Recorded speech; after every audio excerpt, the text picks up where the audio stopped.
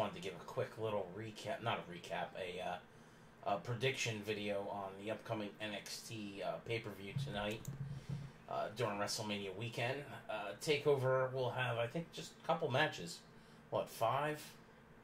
Oh, you got the women's title match, you got the tag team title match, the new North American title match, the world title, or the NXT heavyweight title match, and then the grudge match. So yeah, 5 matches. The grudge match, I'll start with that one. I think Tommaso Ciampa's going to win. I think Gargano's going up to the main roster, so this will be a way for him to say his farewell to the NXT fan club or the NXT universe, and go from there. There's rumors that Ciampa's getting brought up too, but he's coming off that injury. I think they're gonna still baby step him to the main roster, and maybe 3 or 4 more months before he actually gets on main roster television. But they can continue their feud up on the main roster, which would be pretty interesting, especially if it's on SmackDown. Not so much Raw, because Raw, it's hard to do proper feuds on Raw with the 3. Even though they have tons of time, the writers don't seem to know how to build good feuds. At least on SmackDown, there's a chance. So I've got Ciampa winning.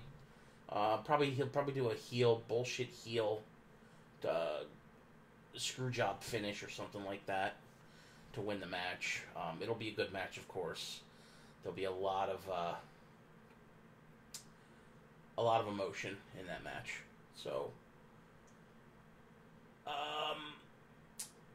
I don't think that's going to be the first match tonight. I actually think they're going to have the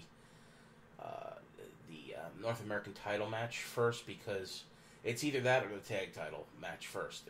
One of those 2 matches is going to be first, and then the other match that Adam Cole will be like second to last, because they've got to give Adam Cole a couple hour break, being that he's doing double duty, to poor guy. But they definitely hold some big stock in his future, that they have a guy who's only probably been in NXT 6 months doing double duty like this. It would be cool to see him win the North American title, but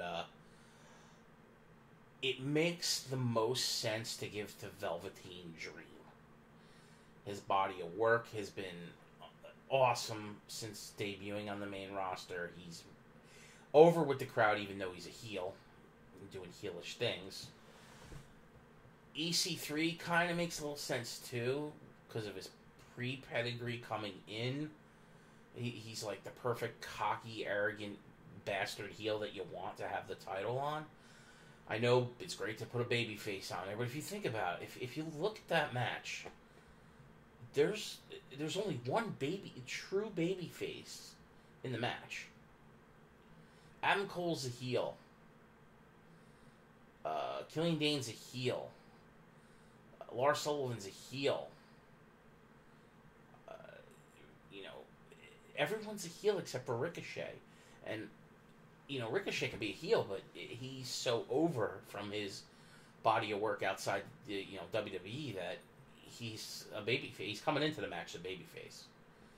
Now, I know all of these guys in their own right get cheered by the NXT crowd, because the NXT crowd is different from the main roster crowd, and it really appreciates the hard work that these guys do to perfect their craft to get ready for the main roster, whether it's been before they're on the main roster or not.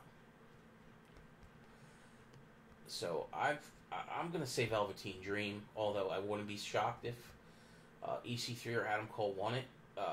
Adam Cole should win it, but I don't think he's gonna. Unless they give it to him, then he's definitely dropping the tag title. But I think he's going to keep the tag titles.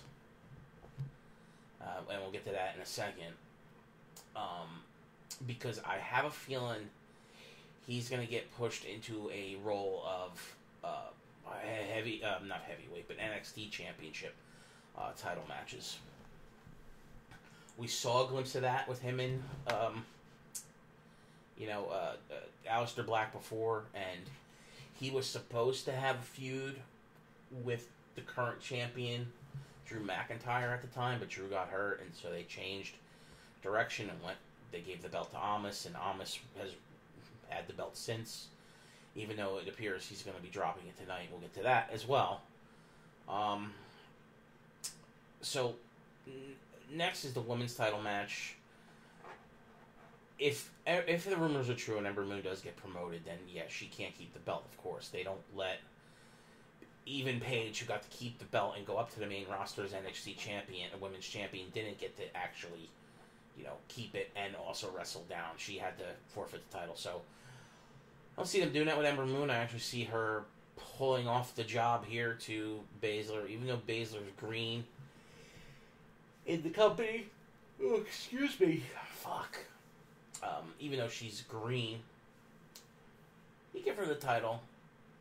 She's doing dastardly heel things. She's, legitimately viewed as a tough-ass woman from the MMA. So it jettisons the platform of her losing to Kairi Sane rather than having Kairi fight Ember.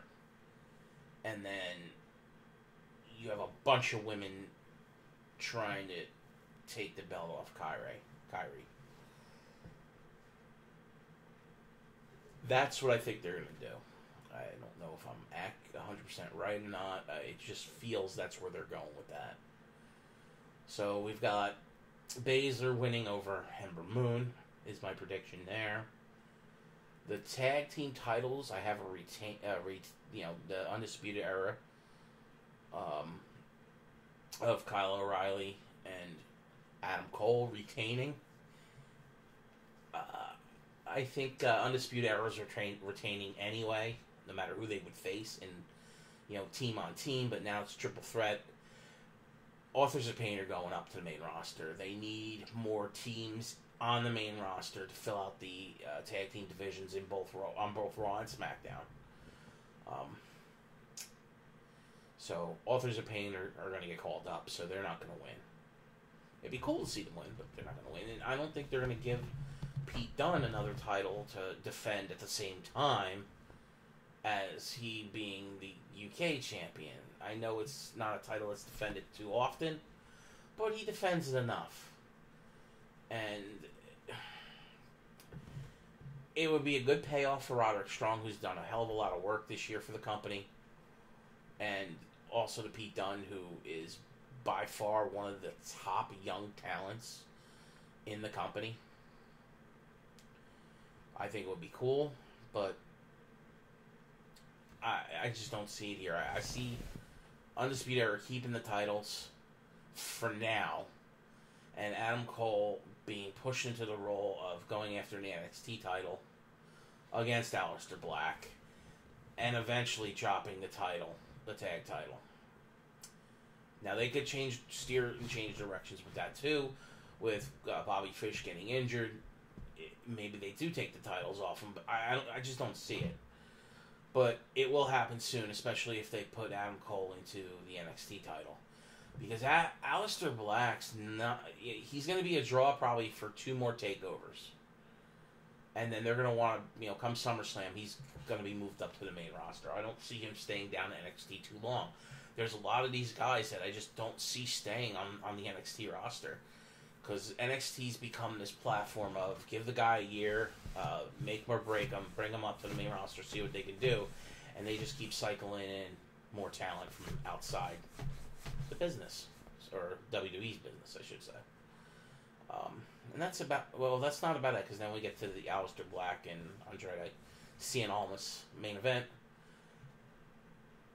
I would like to see Almas win, but he's not gonna. It's time to coronate the King, which the King has been the King in waiting, which is Aleister Black. For months and months, he's been on that roster, and he's even done main events in front of the main roster.